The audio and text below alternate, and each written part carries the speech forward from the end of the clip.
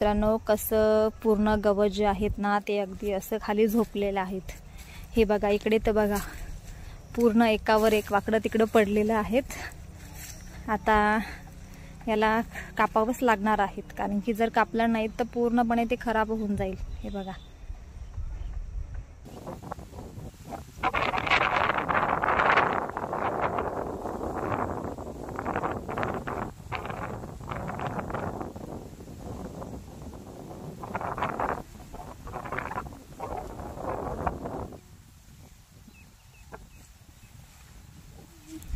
आणि हे बघा इथे माझी किती धावपळ झाली आहे। पाऊस आल्यावर अचानक पाऊस आला, शेतामध्ये गेली होती, तिकडनं घरी आली आणि हे बघा बकऱ्या कोंबड्या आतमध्ये घेतल्या। आणि जे शेतकरी आहे ना त्यांना माहित आहे की धावपळ किती होते पाऊस आल्यावर, कारण की सगळं झाकायचं असतं। किती सारा पाऊस आहे हे बघा, आणि तुम्ही विजा पण बघू शकता, किती मोठ्या प्रमाणात विजांचा कडकडाट आहे। हे बघा किती पाऊस आहेत ना। याच्या रस्त्यावर पाणी काढलं आहे, ते बघा रस्त्याला किती पाणी येते, बघा पूर्ण रस्त्याला पाणी आहे। आणि आमची ना खूपच धावपळ झाली, म्हणजे बकऱ्यांमध्ये घेणं किंवा ज्या माझ्या कोंबड्या आहेत त्या कोंबड्यांना पण मध्ये घालायचं होतं। आणि मी गेली होती शेतामध्ये, आणि इतकं सगळं काम माझ्या मिस्टरांनी त्यांनीच करून घेतलं होतं। आणि अक्षरशः आता सगळं आवरलं आहे, कारण की शेतकऱ्याचं कसं असतं तुम्हाला माहीत आहे, पाऊस जर म्हटला तर पाऊस आता काही पावसाचे दिवस नाही आहेत, उन्हाळा होता, पण अचानक पाऊस आलात ना तर खूप सगळं आम्हाला तयारी करावी लागली। म्हणजे अगदी कोंबड्यामध्ये घालणं, बकऱ्या किंवा जे गाईंचा चारा आहे तो झाकून ठेवणं, खूपच धावपळ झाली। आणि अचानक पाऊस आला आणि मी पण गेली होती शेतामध्ये कोबी निघण्यासाठी, एक वाफे निघले आणि पावसाचं इतकं वातावरण तयार झालं, म्हटलं मग आता त्याला घरी जाऊयात। आणि घरी येऊन इतकं सगळं आवरलं। माझे मिस्टर आहेत ना ते गोठ्यातलं पाणी जे आहे ते काढून देतात, कारण की जास्त जर पाणी झालं ना मग सर्व पाणी गोठ्यामध्ये जातं, मग त्याच्यामुळे ते पाणी जे आहेत ना ते उखरड्यावरती काढून देत आहेत। आणि हे बघा विजा भरपूर चमकत आहेत, खूप विजा चमकत आहेत। तुम्हाला माझा आवाज येतो की नाही मला माहीत नाही, कारण की मी तसाच व्हिडिओ शूट करत आहे तुमच्यासोबत। हे बघा, आणि खूप सारा पाऊस आहे, मी पण अक्षरशः पूर्ण ओली झाली। काव्या टॉवेल ओला करू नको तू। आणि ही बघा माझी काव्या बघा, पहिला पाऊस आहे ना त्यांना खूपच हौस आहे, म्हणजे खूपच असं उत्सुकता वाटत आहे की पावसामध्ये ओलं व्हायची। आम्ही सगळेच ओलं झालो आहोत पावसामध्ये। आत्ता थोड्या वेळामध्ये म्हणजे 15 ते 20 मिनिटं झाली असेल, आमच्या इकडे खूप सारा पाऊस आलेला, तर म्हणजे अक्षरशः 4 वाजेपासून चालू होता, तर 4 ते 5:30 पर्यंत पाऊस चालू होता, चांगला 1 तास किंवा 1.5 तास, आणि खूप सारा पाऊस झाला होता। आणि हे बघा आता मस्त पाऊस उघडला आहे, आणि तुम्ही इथे माझ्या मागे बघू शकता हे जे गवत आहेत ना ते गवत पण पूर्णपणे खाली पडलेलं आहे, कारण की गवत खूपच वाढलेलं होतं, सर्वीकडे ओलं ओलं झालं आहे। कोंबड्या बघा कशा त्या ओल्या पाण्यामधले जे किडे आहेत ना ते किडे खात आहेत सर्वीकडे। हे बघा, आणि पावसाची म्हणजे ना व्हिडिओ काढायला मला वेळच भेटला नाही, कारण पावसाची खूपच धावपळ झाली, कोंबड्यांना मध्ये घेणं। आमच्या इकडे खूप सारा असा पाऊस झाला होता, आणि मी नेमकीच आज शेतामध्ये पण गेली होती कोबीतली तण काढण्यासाठी, आणि खूपच विजा वगैरे चमकायला लागल्या, त्याच्यामुळे मग मी नंतर घरी आली।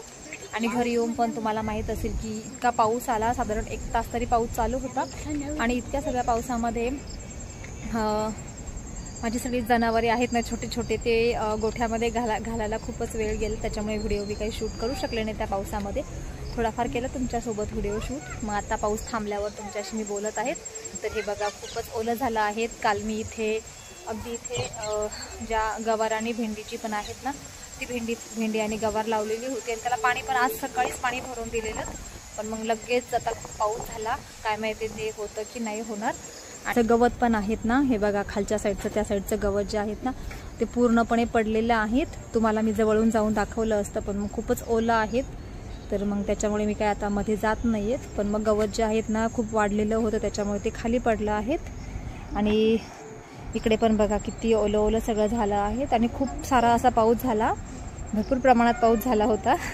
आणि खरं म्हणजे मी जर माझं घरापासून जे 1-2 किलोमीटर अंतरावर जे शेत आहेत ना तिथून जर लवकर जर घरी आली नसती तर मग मी तिथेच अटकली असती, गाडी पण काही शेतामधून बाहेर आली नसती, आणि मी पण तिथं ओली झाली असती। पण मग मला म्हणजे जेव्हा विजा वगैरे चमकल्या तेव्हा असं वाटलं की आपण आता घरी जावंसं. आणि त्यात माझ्या मुलाचा फोन आला की मम्मी तू घरी ये. तर मग ते पण बरं झालं की मी घरी आले म्हणून.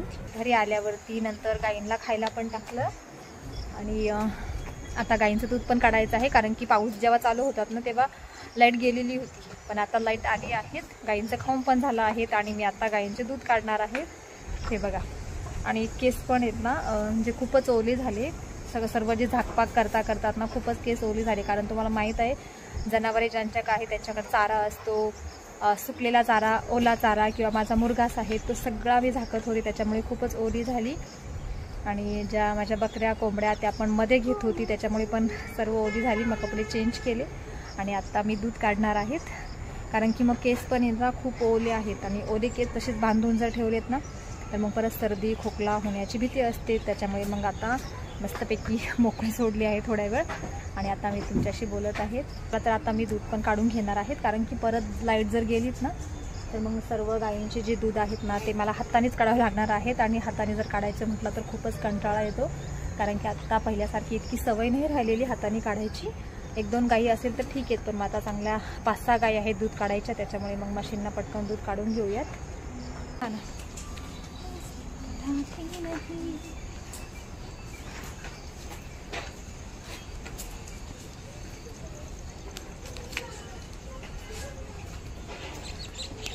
आणि हे बघा इथे मशीन पण जॉईन केलेलं आहे. आणि आता मी ह्या गायीपासून सुरुवात करत करत करत करत पूर्ण गायींची अशी शेवटपर्यंत आहेत ना दूध काढत जाणार आहेत. तर आजच्या व्हिडिओमध्ये इतकंच.